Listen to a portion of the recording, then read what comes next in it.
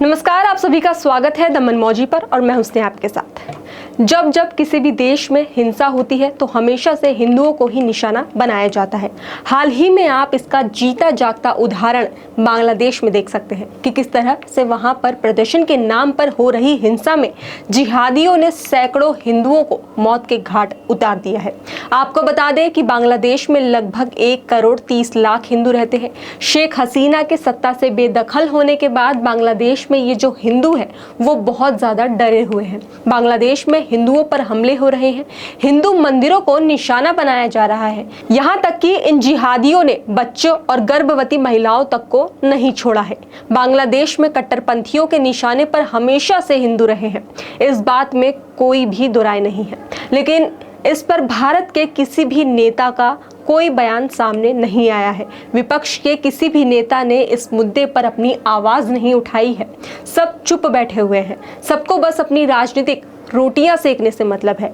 लेकिन इस बीच बांग्लादेश में हिंदुओं पर हो रहे हमले पर आखिरकार एक नेता का बयान सामने आया है और उन्होंने माना है कि बड़ी संख्या में बांग्लादेश में हिंदुओं पर अत्याचार हो रहा है।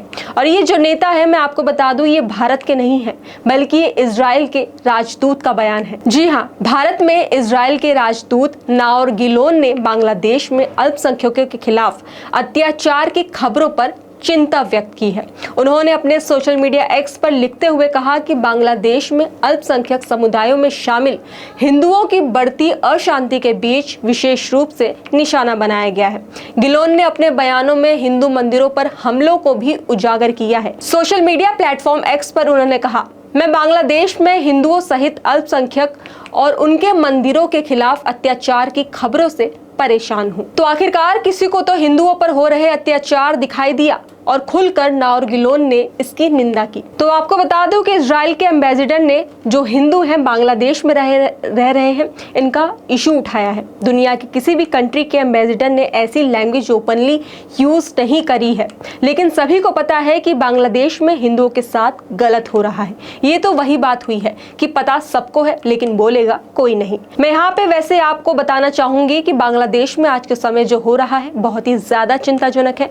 पहले तो हम ये देख रहे थे कि किस तरह शेख हसीना को जो पॉलिटिकल पार्टी है अवामी लीग, प्रदर्शनकारी जो है इनके लोगों को मार रहे हैं, ढूंढ ढूंढ कर मार रहे हैं। इनके अगेंस्ट वायलेंस हो रहा है। बताया जा रहा है कि 20 से लेकर 30 लोग शेख हसीना की पार्टी के मार दिए जा चुके हैं। लेकिन इनकी डेड बॉडीज की जो एक्चुअल डेड टोल है ये काफी ज्यादा हो सकती है। तो वहीं इजराइल के राजदूत नाओर गिलोन ने बांग्लादेश में हिंदुओं पर हो रहे अत्याचार को लेकर बोला है। तो वहीं बात करें अपने देश के नेताओं की, तो किसी को भी ये नहीं दिख रहा है कि वहां पर हिंदुओं की क्या हालत है, उन पर अत्याचार हो रहा है। इन्हें तो बस ये दिख रहा है कि वहां पर तख्ता पलट हो गया है। तो यहाँ पर भी मतलब भारत में भी तख्ता पलट करवाया जा सकता है। केंद्र में जो सरकार है उसको उखाड़ फेंकेंगे। इतने प्रोपेगेंडे के बाद भी ये विपक्ष जो है और जो जिहादी है जो बस मौके का इंतजार कर रहा है कि कब मौका मिले और हम अपनी औकात दिखाएं। आपको बता दें कि बांग्लादेश में हिंदुओं पर अत्याचार लंबे समय से होता आ रहा है, ये कोई नई बात नहीं है। तभी तो वहां पर हिंदुओं की जो आबादी थी 22%, वो अब महज 8% ही रह गई है। हिंदुओं के साथ अत्याचार की ऐसी ऐसी घटनाएं बांग्लादेश से सामने आई है जिन्हें सुनकर डर लगता है, रूह तक कांप जाती है। कभी कभी तो यही लगता है कि भले ही पाकिस्तान से बांग्लादेश अलग हो चुका हो, लेकिन जो हिंदुओं पर शोषण करने की इन लोगों के अंदर जो एक तलब रहती है वो खत्म नहीं होने वाली है। हिंदू लड़कियों से रेप के अनगिनत मामले सामने आ चुके हैं।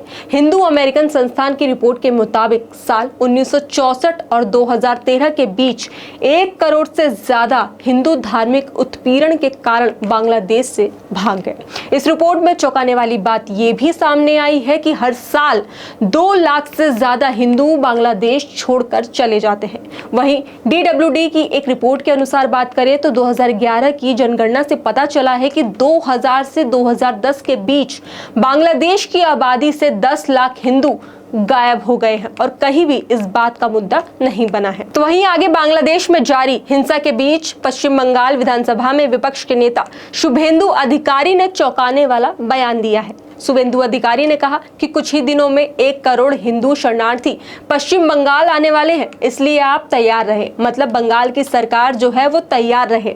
बांग्लादेश में हिंदुओं का नरसंहार हो रहा है। रंगपुर में नगर परिषद के पार्षद हरदन नायक की हत्या कर दी गई है। सिराजगंज के थाने में 13 पुलिस कर्मियों की हत्या कर दी गई है, इनमें 9 हिंदू हैं। तो वहीं नोआखली में हिंदुओं के घर तक जला दिए गए हैं। मैं पश्चिम बंगाल की मुख्यमंत्री ममता बनर्जी और राज्यपाल से यही कहूंगा कि वह तुरंत इस मामले को लेकर भारत सरकार से बात करें। आपको बता दें कि ये जो प्रदर्शनकारी हैं, जो अपने आप को छात्र बता रहे हैं, जो देश के भले के लिए ये प्रोटेस्ट कर रहे हैं, इन्हीं लोगों ने वहां के कई हिंदुओं को जान से मार दिया है, मंदिरों को तोड़ दिया है और ऐसा करते हुए इन्हें जरा से भी शर्म नहीं आई है। कुछ इलाकों में कट्टरपंथी अल्पसंख्यकों पर हमला कर रहे हैं। क्या इस्लाम यही सिखाता है? यही है इनका शांतिपूर्ण इस्लाम? यही है इनकी असलियत? की मुद्दा कुछ और, लेकिन इन्हें लोगों को मारना जरूर है। अरे भाई, हर चीज तो आपके हिसाब से हो गई है। आरक्षण खत्म हो गया है, शेख हसीना जो है देश छोड़कर चली गई है, और तो और आपके ही मन की सरकार अब बनने जा रही है। तो अब किस बात का और आपको अब क्या चाहिए? तो वहीं क्या कोई भी मांग बिना हिंदुओं के खून बहाए नहीं हो सकती है? क्यों आखिर ये लोग हिंदुओं के इतने प्यासे रहते हैं? खैर, इस खबर पर आपकी क्या राय है, हमें कमेंट बॉक्स में जरूर बताएं।